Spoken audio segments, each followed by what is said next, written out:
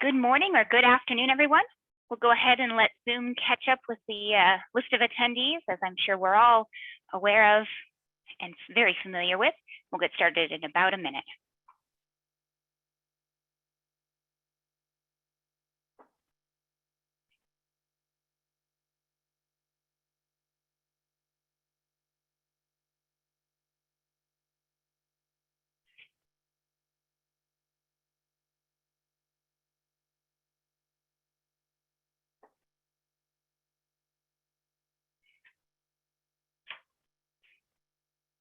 All right, my clock is showing a minute past the hour, so let's go ahead and kick it off here. My welcome to you all, and thank you so much for taking the time to hear a little bit more about what I hope will be an innovative idea that to create a big win-win-win for all of your different stakeholders, as well as for your team.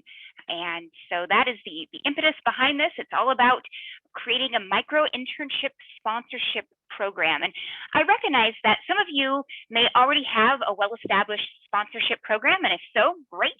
You're on the right page, and this is an idea that hopefully can help you attract some new folks, some new employers that might directly benefit and deepen their relationship with your college or university. And others of you might not have a program whatsoever and may not even be as familiar with this concept, or maybe you're with a nonprofit organization that dabbles in sponsorships in a variety of different ways. So either way, we've got lots of different ideas of ways that this can be implemented, and really excited to share some of these ideas with you. So my name is Kristen Schrader, and I oversee our different partnership relationships here at Parker Dewey. And this idea of creating a micro internship sponsorship program was a result of a relatively sleepless night back in February 2020, which feels like 100 years ago. And it's just this idea from my background of working in career services and seeing sponsorship programs literally fund my graduate education when I was getting my master's degree, and then seeing how, and with lots of different conversations with both universities and our nonprofit partners, how revenue generation is always top of mind, and how challenging that has been over the past year and a half due to the pandemic. And so while this idea did predate the pandemic by a month or so, it kind of got swallowed up with the craziness of last year.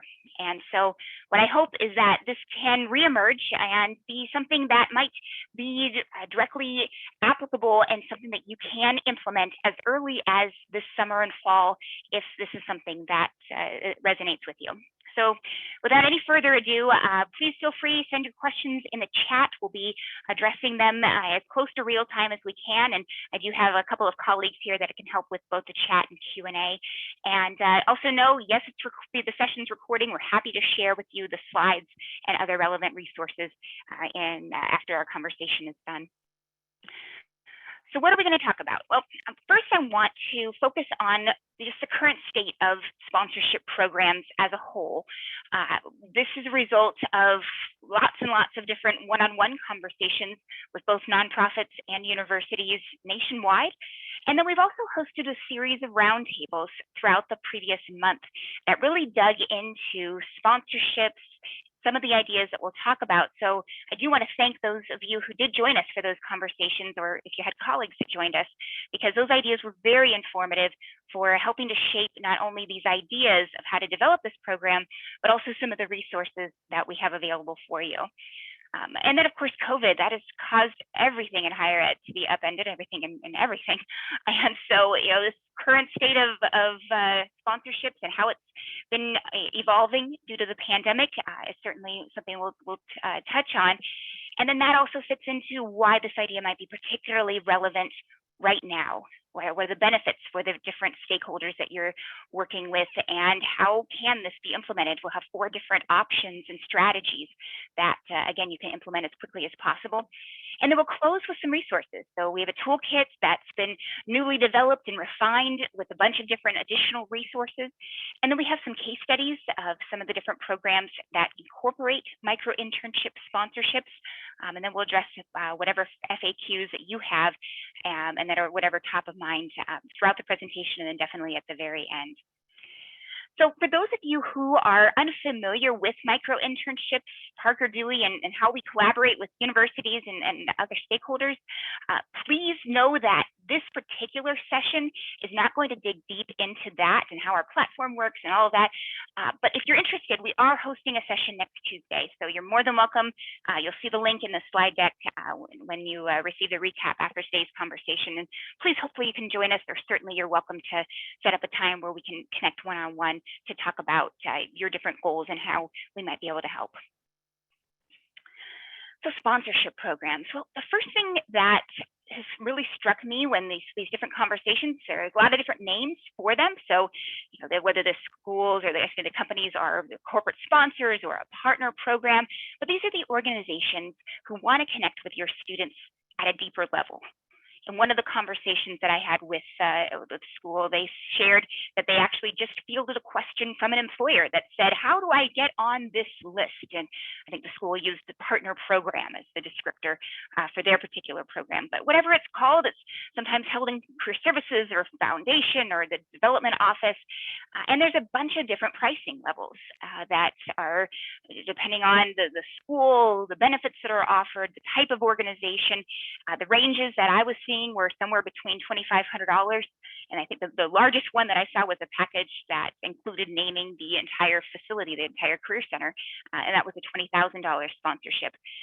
But I think what I want to highlight about this is that flexibility seems to be really, really important to companies and to organizations, universities, and how these programs are structured. Many choose a cafeteria style approach so that companies can pick and choose whatever package contents are most applicable or important to them based on those organizations' recruitment goals. But that is the ultimate goal. They want to increase their brand on campus so that they can ultimately hire more of your students. And so that branding piece is definitely top of mind, with the overall goal being, how do I get in front of and ultimately recruit more of your students? And so keeping those things in mind, some of the benefits that companies who have, that organizations have with these different sponsorship packages as they're typically set up, something around career fair, whether it be the premium spot or places at the career fair itself, that most visible spot right in front of the door, signage, whether that be in the different collateral related to the career fair or other events. They oftentimes have info sessions, interview rooms on campus, and then of course, websites and web-based branding. And then if they have some sort of a directory or printable list of the employers at the career fair or other events, things like that. And all of these different programs allow those companies that branding goal and allow them to help recruit more students, at least in the typical way, when we're having on-site events, when students are allowed on campus and when they can engage one-on-one. But let's think about COVID. And this last year or so, that has been absolutely crazy. And what we're hearing from schools is that sponsorship revenue is down, career fair attendance is down, student engagement, holistically speaking, is down. Students aren't coming to events, they're frustrated, and getting them to come to things virtually has been very, very challenging. Who can blame them? Their Zoom fatigue is certainly a real thing that we all have experienced. And so that is definitely being very, very frustrating when that conversations that I'm hearing from schools and other organizations. What we're hearing from companies is kind of the ramifications of that.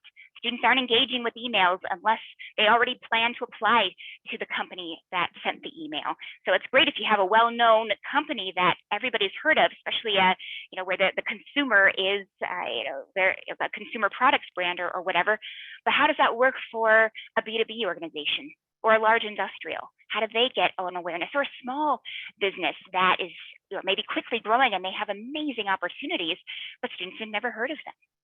And it can be particularly difficult, from what we're hearing from companies anyway, to engage students who come from diverse backgrounds.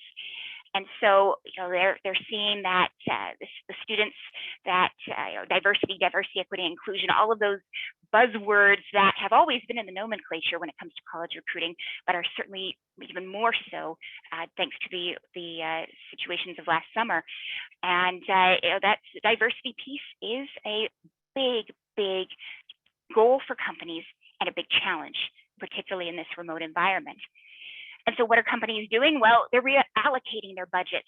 So sponsorship revenue, career fair attendance, things like that, those dollars that normally would have gone to career fairs, traveling to different events and interviewing on campus, and then sponsorship dollars, what companies are telling us is that this is why they're looking towards third-party products, vendors, and trying to buy lists, being able to email to your students in different ways outside of whatever career services platform that you're already using. So where does this leave companies then? Well, what we're hearing from students, and this is based on a massive survey that we conducted last summer, is that they really want experience.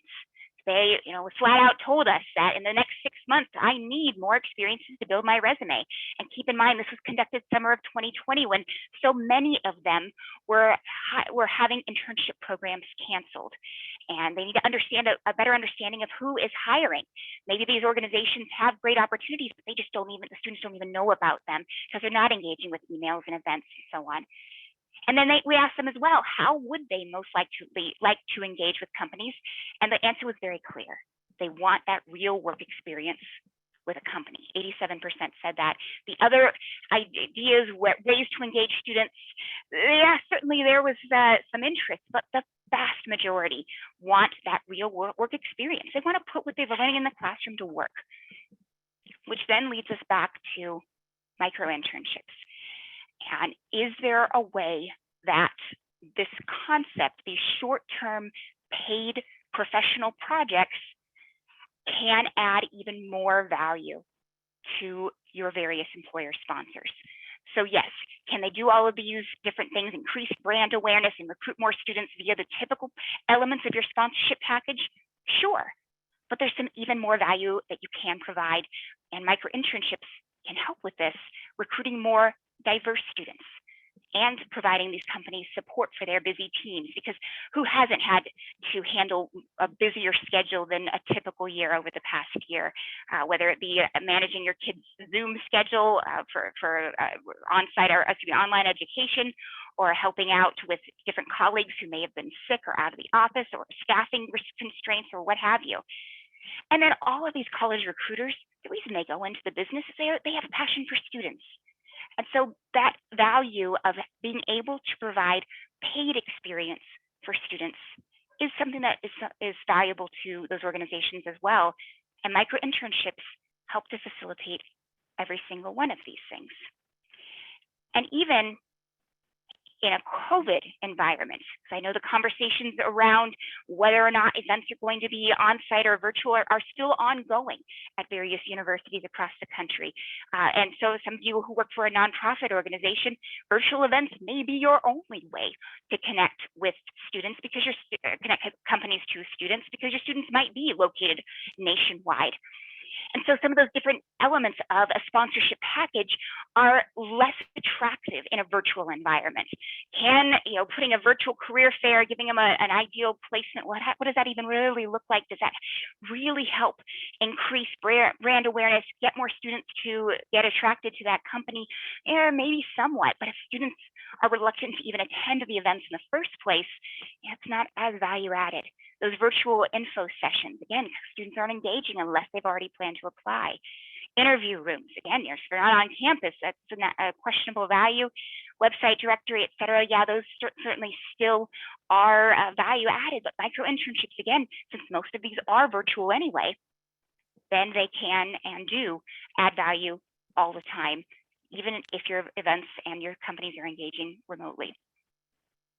Let's add some metrics then to this conversation. And that is that micro internships really do work for companies. Over 95% of the micro internships completed on our platform have been successfully completed. And over 70% of the time, companies are offering multiple projects, whether that be they're selecting multiple students, or they're going back and doing additional projects because they had such a great experience with a student the first time. And the bottom line standpoint is that we're seeing 40 to 80% lower cost per hire when companies are using micro internships versus all of the other ways that they're recruiting students. So another additional value adds, just again, from the company's perspective, is the fact that they don't have to worry about quote unquote, getting in trouble for doing this. We constantly hear that from companies that, okay, this sounds really great, but I don't want legal or HR to come back and say, I can't do this. Well, essentially from a company standpoint, we've had companies say, oh, I can just put this on my credit card. I pick whatever student that I want and I can go from there. There's no administrative burden. We handle all of that. And the students are being paid for their work. So the issues around the legalities of offering something unpaid is a moot point. We don't do anything that is unpaid from a micro internship standpoint because we just fundamentally don't think that they're fair and equitable to students. And even more value added is that there's no cost if the student does a phenomenal job and a company wants to hire him or her for a long-term engagement. That's one of the big differences between micro internships versus on a platform like Parker Dewey compared to some of the other big platforms that also have opportunities that might become good professional development experiences. But our goal, Parker Dewey, as a mission-driven organization, is to try to put as much money in the pockets of your students as possible. And that's why our business model, that 10% that we retain, that covers our costs to keep the lights on and to have the students on our books, but 90% goes to the students. And that is our ultimate goal. And if the company wants to hire them long-term, fantastic. We want that to happen. And we don't want that to cut into the starting salary of a company, or that company might offer a student as a result.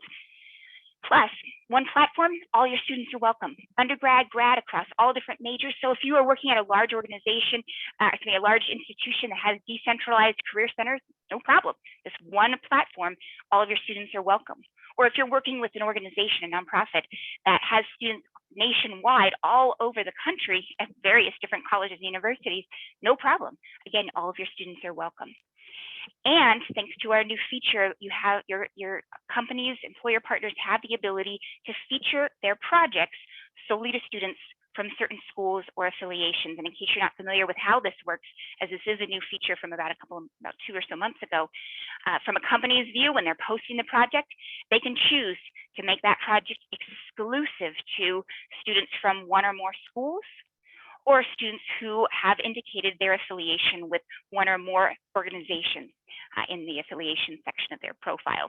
By the way, those affiliation sections, those include organizations, other mission-driven organizations, such as the Winning Edge, which focuses on diverse student athletes, or Dell Scholars, which focuses on students who are first generation and they're first in their family to go to school, or the United Negro College Fund, or Bottom Line, and other organizations that are doing fantastic work in the college to career space and who are using micro internships as a way to support their students and also to engage different employer partners. So what does it look like from a student's perspective? Again, the only students that are the only students that will see that project, it'll be listed under that featured section. And then your students, if there aren't any projects featured for your students at that time, they'll still see all of those open micro internships that are open to everybody, such as what you see on the right side screenshot. And so if you log in as a student right now and there aren't any projects currently available for your student, there's still, most of the projects are open to everybody, but for those employer sponsors or for those organizations who have a particular affinity and wanting to connect your students to their company, they can feature their project if you wish, and we notify you whenever those projects are posted, specifically targeting for your students. And micro internships work for your students too. So over 80% of successful micro interns come from underrepresented backgrounds. The average take-home pay for a micro internship is over $400 thus far this year. And 94% of those graduates who've completed one or more micro internships are employed in professional roles. If you look at the NACE data, that's significantly higher than graduates overall. And they're more likely to stay with their current employer beyond that first year. And as you can see, again, according to Bureau of Labor Statistics data, that is far higher than recent grads. And to dig in further into those last 2 points, in career services or in those of you who work for a nonprofit, you're constantly trying to think about how do we educate our students so that they can make a more informed decision and choose the right job for them. And we find that students, by doing micro internships, it allows them some additional data points to explore so that their freshman, sophomore year, they now have a few more experiences that, yes, allow them to become more competitive for those long-term roles, but also help them to make a more informed decision so that by the time they get to those oh so important internship seasons, whether that be summer or whenever they're doing their internships, they are able to choose make a better decision, a more informed decision of what role is going to be right for them for that internship and then ultimately for that full-time job. But also, if you look at that underrepresented background statistic, there are so many students who are left behind from the internship model, who are not able to take on a full-time internship during the summer because they are already working or they're training for their sport, or they just don't even know that that's what you're supposed to do because they've got other things going on and they can't give up their job in order to do something that maybe not guarantee a long-term role. And so for those students that can't do full-time internships, these short-term projects allow them to get that professional experience so that they can help launch their careers and be more competitive in the long run. So let's talk about micro-internship sponsorships and how all of this works. And the first and biggest takeaway is the flexibility of them. They can be of any dollar value, they could be a standalone program, or they can add on to any of your existing programs. So those of you who don't have a sponsorship program whatsoever, this might be a foundational element you may want to start sharing with companies who have indicated a strong interest in supporting your institution. Or if you already have an existing sponsorship program, fantastic.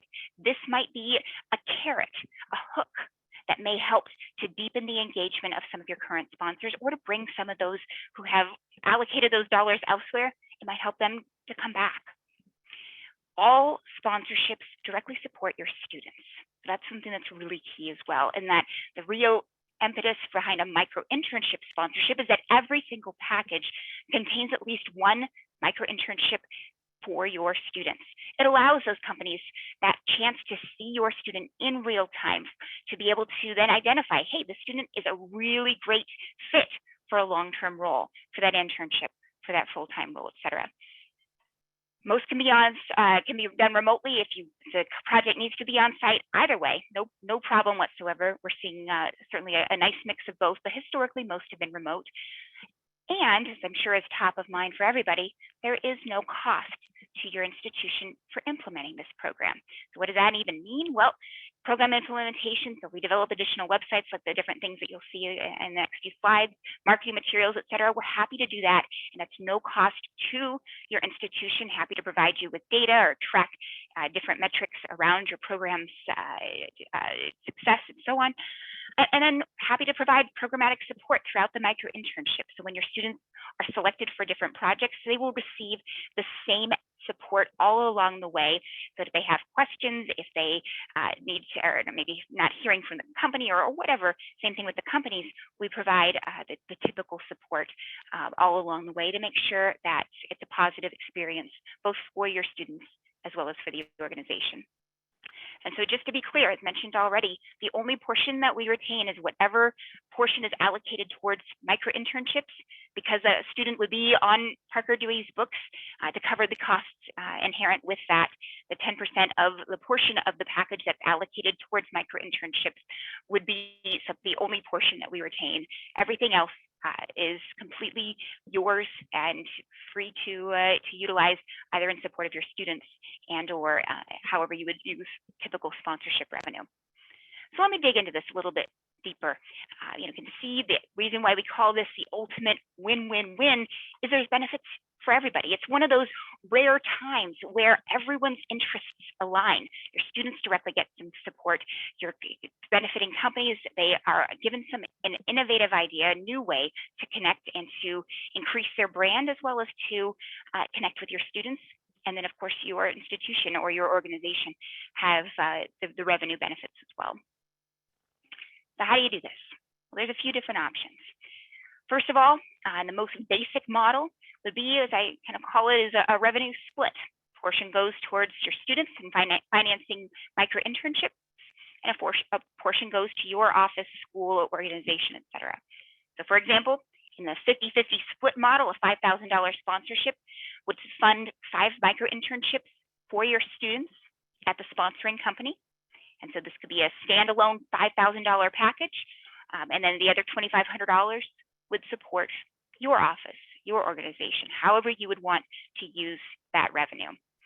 So why would a company do this? Again, accessing talent early. It can be implemented all throughout the year, not just prior to a career fair or whenever their recruitment season might be.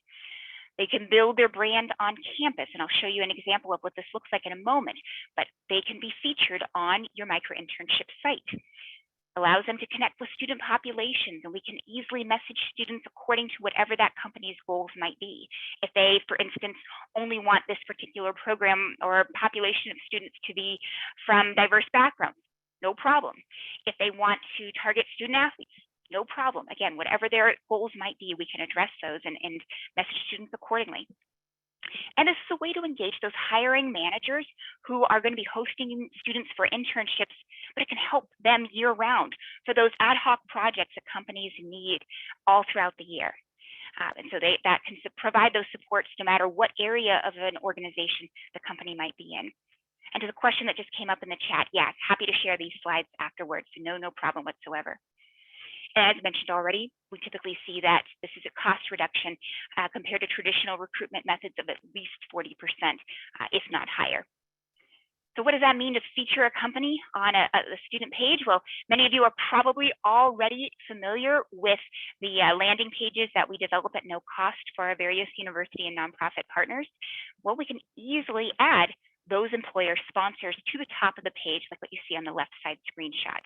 So when students sign up for micro internships, they're directed to this page, and they would also see those employer sponsors.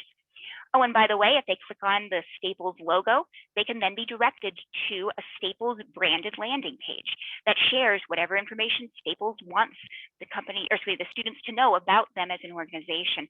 And we would work directly with the Staples team in order to make sure that that particular branding matches whatever they want the students to know. These sponsors can be placed on these websites at any time, whatever order that you wish, however long that you wish.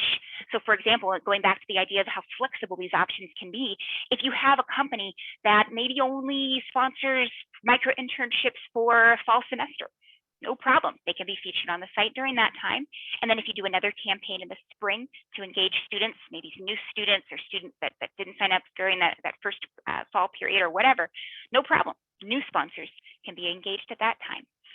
And those company logo tiles can again lead to a Staples specific page or company specific page, or it could just go to the company's college recruiting page, whatever the company prefers.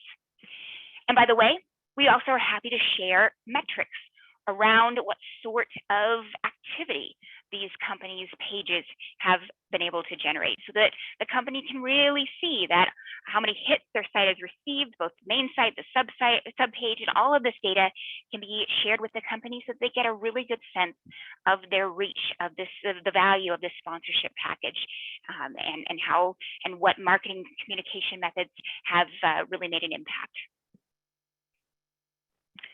As I mentioned already, the companies can feature those projects specifically to your students, so they can easily see those, no problem whatsoever. Now, another option to add it on to whatever your typical packages might be.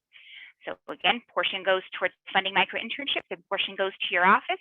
So if your typical package is, say, $3,000 for a sponsorship, and that contains premium location at an on-site or a virtual career event, student interaction via an info session, guest speaker, whatever, things like that, branding in your office and marketing materials. Again, all of those are part of your typical package.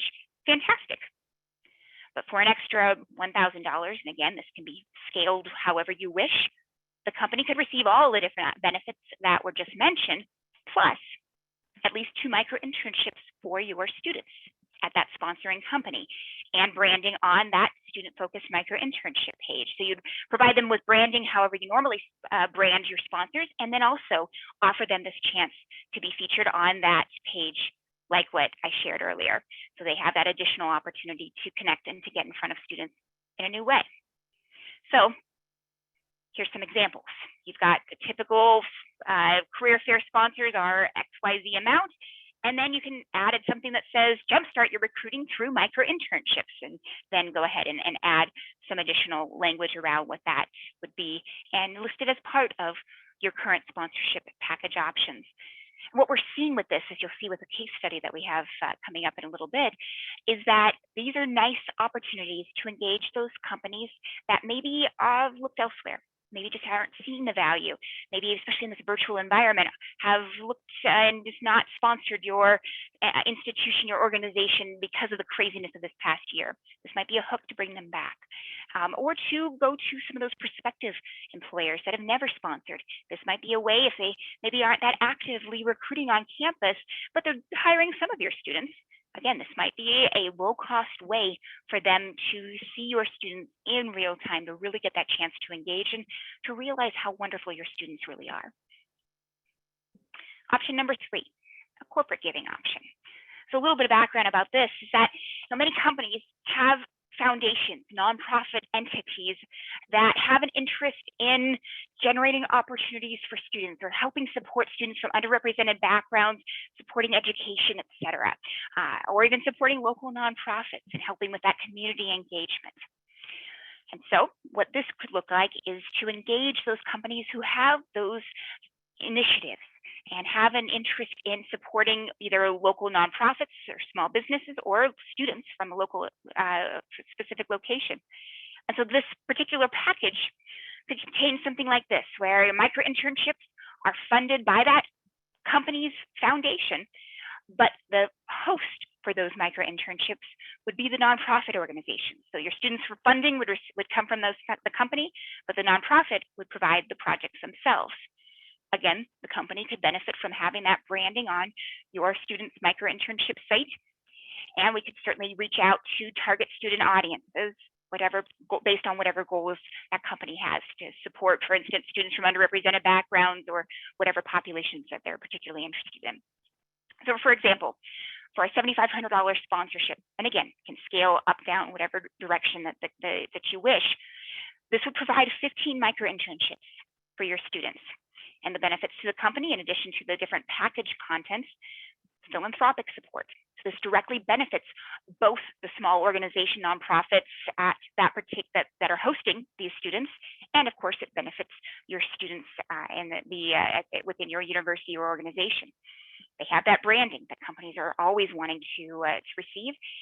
And we also can develop an impact report, which highlights and specifies the reach and how well these particular initiatives met the company's goals. So for example, here's an impact report that we provided for a company that did a relatively small pilot. I think there were only 10 or so different micro internships with this particular program, but we were able to break out the number of applicants by racial identity, the number of hires, and so on, gender identity, whether it was a first generation student or not, the graduation date year, et cetera, the core skills that the students needed to demonstrate through these different micro internship projects, and the feedback. And what was particularly interesting with the feedback for this particular pilot was, you'll see on the right side screenshot, there's one student that didn't do quite as great of a job. The company rated them as expected more for an intern or new hire. That particular student actually came from an elite university where the company was really excited to connect with a student that they had never recruited from, that had a elite institution behind them, and the student, for lack of a better word, was lazy and didn't perform quite as well as many of the others who came from students or from schools elsewhere. And so a really unique value prop for these short-term projects is it is a chance for companies to connect with a student that, for whatever reason, that is not on their radar. Maybe because they've never recruited at that student's school before. Maybe that student has a GPA that is just under whatever the cutoffs are that the company uses, or their major is not what the company typically hires from for those roles. Well, these short-term projects allow companies a chance to test out somebody who is normally not on their radar. And it's a low-stakes way, a low-cost way for them to do so. So that what they'll learn is what we probably all already know, those of us who work with students, is that there are amazing students everywhere, and that they attend every school. And the students just really need a chance to shine. And that's where that's really been great to see about these short-term projects, is that irrespective of GPA, major, school, or what have you, that students, when given the chance to complete these short-term projects, They do a fantastic job. Now, here's a couple of examples of how this corporate giving or program or idea can help drive community support and engagement, and really some amazing metrics for micro internships at a particular school. So University of Cincinnati, they have two major community-based initiatives, and they have a few other things going on as well. But the two examples listed here on the slide is Cincy Tech, which is a startup incubator, and what they do is collaborate with faculty to identify the students, local students, to work on micro internships at these startup companies based all around this greater Cincinnati area. And through these short-term projects, these companies are so small, they don't have the ability to go on and do long-term projects necessarily, because their organizations are just getting started. But these short-term needs are happening all the time. And so these short-term projects really allow these students to engage and to get to work on some really, really interesting projects that are directly benefiting the students that are already in the greater Cincinnati area. Another example is the Servit program, and this is a grant-funded program. The University of Cincinnati received a Department of Labor grant from the Ohio DOL, and this particular program funds UC students to work at nonprofits. And so the nonprofits provide the projects, and then the students are completing these micro internships and receiving the funding thanks to the grant funding. But again, that's grants can be provided by entities like the government example, like with the Servit program, but they also can be provided by corporations. And these corporations could, quote unquote, power programs like this, and thus build their brand, support the school, and retain the local talent in that immediate area, all of which are goals, common goals of these different philanthropic arms. And one last example is to conduct some sort of an event. In this particular event, we call it a speed interview event. But essentially, it's a virtual event where employers across an organization can be a part and meet with up to 10 students in an hour. So very short time commitment, and it could be with just one employer or multiple across an organization. And during those 5 or so minute long conversations with these students, the company is quickly identifying whether or not that student is a good fit for a micro internship opportunity. And as we all know from working with students and doing interviews, it's pretty quick, 5 minutes, but we also probably have a pretty good idea of who is a good fit and who is not in very, very, very quick periods of time. And after those conversations, 2 students are then selected to complete micro internships, 20 to 25-hour projects at that particular company. And so those students that were not selected, they still get that chance to engage with the company. They can get some real-time feedback about their ability to answer some baseline interview questions, such as tell me about yourself. But then those 2 students who are selected then go on to get those more substantive micro internship experiences.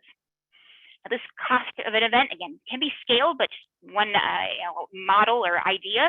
So $1,500, which includes payment to the students and running the event itself, and then $1,000 to your office. And so what's nice about this is that it, first of all, can be hosted at any time. So this is a filler program that maybe after or before your career fair, if you're looking for different unusual ways to engage companies, this might be an opportunity. It can be hosted during the summer or those off seasons, particularly if you have companies that maybe have needs, but during the spring or after all of your different events are completed, this might be a way to engage them. And of course, it can be scaled up however you wish. So it could be with multiple employers or just with one, again, however you'd want it to be structured. Again, very, very flexible. And it also could be adapted as an alumni engagement activity. This may not be priced the same way, but alumni can easily be engaged, and maybe instead of working with 2 students, if their organization's budget doesn't permit to finance that, they could do perhaps a $500 where that is part of this event, and then also includes the micro internship at their organization. So a bunch of different ideas and ways that this could be identified. What would you do if in this particular idea? Well, first of all, engage those companies who want to participate, pick the date, time, help spread the word, but that's it. because what we'll do is provide any and all of the support that you need in order to handle this particular event. So project templates so that the employers can find out what micro internships are a good fit. We can help spread the word to students. We'll train the companies on use of the video platform, whether that be your infrastructure or ours, doesn't matter, whatever you prefer. We'll manage the event, we'll manage the micro internships, and we'll share the data with you and with the companies, the impact of this particular event and this particular program, so that you can track that and use it for your own long-term metrics. So those are 4 ideas. Now, how do you implement this? Well, again, you can create a brand new sponsorship package. You can add it to your existing menu. But another idea, and one that is highlighted here, is this might become an interesting way to tie into a pre-existing event. So for example, the Purdue University's College of Liberal Arts does an I Love Liberal Arts event, where they can engage companies to host micro internships all during that time as part of both a career development initiative, also in support of this college-wide event, an awareness event. Or Catholic University, they had a really interesting and successful program last fall where they were actually starting their campus fall of 2020. Their first series of classes took place fall of 2020 in Tucson. And what they did is engage local Tucson area companies. And so those companies were featured when students signed up for micro internships. And what was great about this particular program is not only did these students receive the short-term projects their first semester on campus, but then they also, several of them ended up being hired for long-term roles based on their success with these different micro internship opportunities. There also could be, of course, a fundraising event, such as that speed interview event. This could tie into homecoming or some of your other campus-wide initiatives. Again, the companies are already on campus, so this could be another way to engage them with some other marketing that you're already connecting them to. What companies might be a good fit for this? Well, previous sponsors, maybe who have just allocated their dollars elsewhere due to COVID, due to what have you. Might be something prospective sponsors, so board members, alumni, friends. One of my previous institutions, our first major sponsor was an entrepreneur at that particular, but was an alum who had started his own business. His business was booming, and so he ended up becoming our first major sponsor. And yes, he was a small company, but it's a great way to extend the brand awareness of his company. And he already knew a lot about the school, because of course he had graduated from there. And of course, it can also be a great hook for additional sponsors or existing sponsors that you've already working with. And this timing, again, completely up to you, but I know many conversations around employer sponsorships occur during the summer. And what's nice about these particular packages is that they can be implemented at any time. I literally just had a conversation with a school about an hour ago where the school has funding that is expiring the end of this month. No problem. Micro internships are done real time all throughout the year, and we really don't see a lot of seasonality. And so for companies that have those short-term projects that, maybe they have interns that are already helping out with things, but there's still more work to be done, or maybe they're just so small that they don't have an internship program, or they just have other things on their plate. These are things that can be posted all year round. And again, a few other options, I mentioned a few of these already, so you could tie to a specific event, you could offer projects throughout the fall of 2021 or throughout the academic year. And then I would recommend, if you do have these sponsorship programs, this is a great opportunity to relaunch your micro internship programs to students this fall. And that way they'll see that branded landing page with those companies there for the first time. And it's a really, really great way to not only reintroduce your students to these micro internship opportunities, or to engage those new students, those freshmen, those sophomores who maybe have not heard about this yet, but that it gives those companies a chance to get in front of students even before they're starting to attend that fall career fair, some of your other events that you have coming up. And again, this can be very, very great for early engagement for those freshmen and sophomores who may not even be eligible for companies' internship programs, but who are excited about getting experience as soon as they step on campus. And of course, I mentioned already, it can be those new featured company pages can generate new student signups, so that those companies can feature their projects specifically to students from your institution, and students from other schools won't even see it. So So it's not going to be something where you have to worry about the companies selecting somebody else. And those are things that we manage on the back end as well, to make sure that if it's part of a particular program or package or what have you, that the right students are seeing it and the students who aren't eligible are not. So to help get all of this started, we've provided a bunch of different collateral available in our newly developed employer sponsorship toolkit.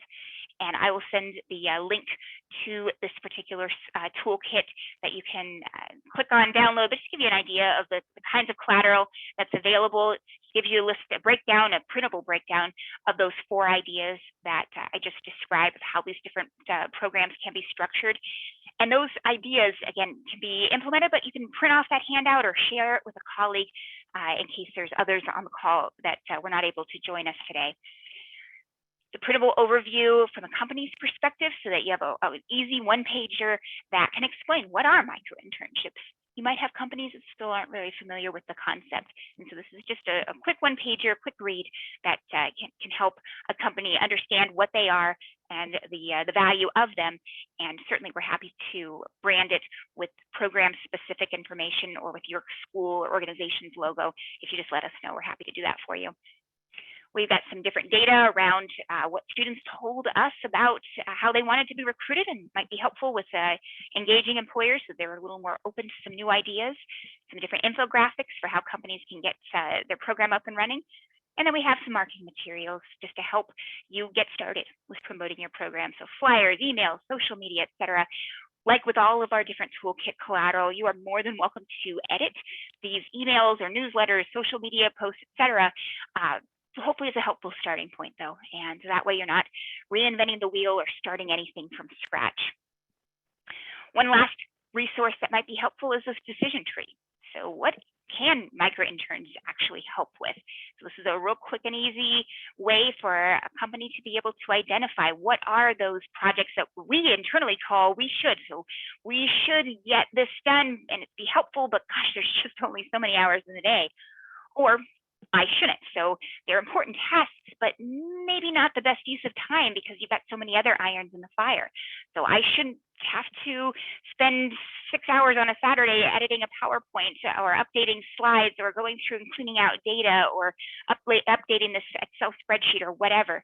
And so this decision tree is also a resource that you'll find in the follow-up collateral in the toolkit. Just want to close this out with a couple of specific examples of some of the different organizations who are already doing this. So first of all, at an organization that we've been partnered with for a couple of years now, WAVE, which stands for the Women's Association of Venture and Equity. And they just launched their sponsorship program just a few months ago. They recognized sponsorship companies and revenues were down. They wanted a new idea. And so far, this program has done just that. It's helped them to generate additional revenue for their organization, and it's provided some opportunities for their students, ongoing opportunities. I think there were just a couple that were posted just a day or two ago. And so all throughout the summer for engaging and to help supporting their students. This is happening even during the summer and all year long. And the company feedback that we've received for those micro internships that have been completed thus far has been extremely positive. And one other point of reference that I really love about this particular case study is that this is in financial services. And oftentimes in our conversations with companies, there's questions around security and are there certain industries that can or can't do this? Well, you can't get much more organization that's much more concerned about privacy and security than financial services. And they have had a lot of great success with this and have no concerns with getting this up and running based on the types of projects that they're doing. And we've pre-structured those micro internships, keeping in mind that, yes, these are ones that they want to make sure that the data that a student is cleansing is something that is not overly sensitive, or the information that would be sensitive is redacted, et cetera. And where those are the sorts of supports that we provide on the back end to these organizations. And then another program that's actually going to be launching tomorrow is another sponsorship initiative where through the Pennsylvania Bankers Association. And so for this particular program, they have member banks, large and small, that are part of this association statewide. And these are projects that those banks are going to be able to provide that the member banks, maybe they have an internship program, maybe they don't. But these are all, those member banks are able to post a project, whatever project they want. They're all pre-scoped at $500. And these are going to be allowing these small banks some visibility around connecting with students that meet whatever their specific goals are. The program is hoping to attract students who are either attending Pennsylvania colleges or who are from Pennsylvania and maybe went to school elsewhere, and they're trying to, hey, this is a great way to come back to the state, because there are fantastic opportunities in Pennsylvania in the banking industry. And so getting those students to perhaps consider coming back. Now, for this particular package, 80% of the package funding has been allocated towards the students, towards the micro internships. And then 20% supports the parent organization that initially came up with this endeavor. So, this is another example of a variety of different ways that these initiatives and programs can be structured based on whatever the immediate and most important goals might be. So let me just close this out with a few FAQs that I would imagine are probably top of mind, but then I would love to hear from you about some ideas that and questions that you might have initially. So how much can I charge? Very common question. And what we're seeing is that packages, again, can be scaled to any dollar value. As I mentioned earlier, most sponsorship packages seem to start at around $2,500. Micro internship packages can be far less than that. My recommendation would be around $1,000, which would fund 2 20-hour micro internships, and then your office would receive $200 with that particular package. And again, it can be scaled up, down, however you wish, but that would be our initial recommendation. Big question that I hear all the time. So wouldn't this compete with our other packages or events? There's always a concern around, okay, if I offer a sponsorship program, or if I engage my employers with something else, would that mean that they won't come to my career fairs or things along those lines? And actually, it's just the opposite of what we're seeing. And that the WAVE example is a perfect one, as in that particular package and program, they're still sponsoring, they're still engaging with their students, but this has been a way to bring in even more revenue, because it's offering these companies something new. It's offering something, a new value prop for those organizations who maybe aren't sponsoring at all, or who may have turned and looked at other alternatives and that are, not just had changed their goals in 2020. Well, this might be a way to get them back.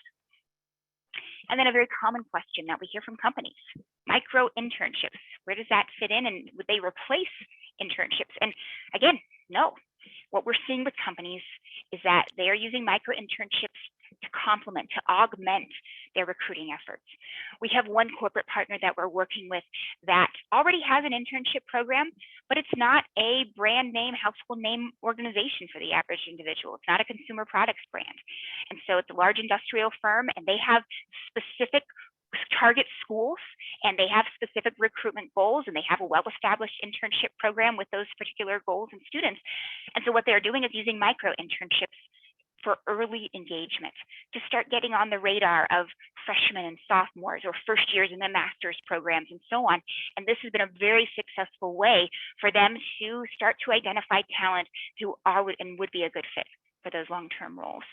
And again, reaches students that they're missing. A lot of companies don't even realize the thousands of students that just can't do internships, student athletes, non-traditional students, students who are already working and can't give up their jobs, and so on. So those are just a few initial questions, but let me see what's coming up in the chat. When the school charges the company for the sponsorship, do we pay the student with some of the money and we take the rest? Bit confused. No, great question. As far as the structure of the money trail, it really is up to you. What we typically see with sponsorship programs like those that I've already highlighted is that the company pays Parker Dewey, and then we then pay the school, the organization, or whatever, the portion that was predetermined to be allocated towards that particular school. And then we always pay the student. So once the company pays, whether it be Parker Dewey or pays the school, fantastic, the company is done from a financial standpoint. But either way, we always pay the student because that just alleviates the burden, HR, legal, and otherwise for these organizations. They don't have to figure out and loop in their payroll systems with the different students that they're engaging with these micro internships. So hopefully, Megan, that answers your question. And if there's any others, please feel free to send it to the chat. But in short, I really hope these ideas are helpful. That's always been our goal with anything that we do with organizations and universities and partnering with you, is we truly want to, as a mission-driven organization, want to help support you, your students, your other stakeholders. And so hopefully it's a new idea, something to noodle over. And if we can help in any way, you've got my email there. Certainly we'll be in touch with the follow-up that I promised already.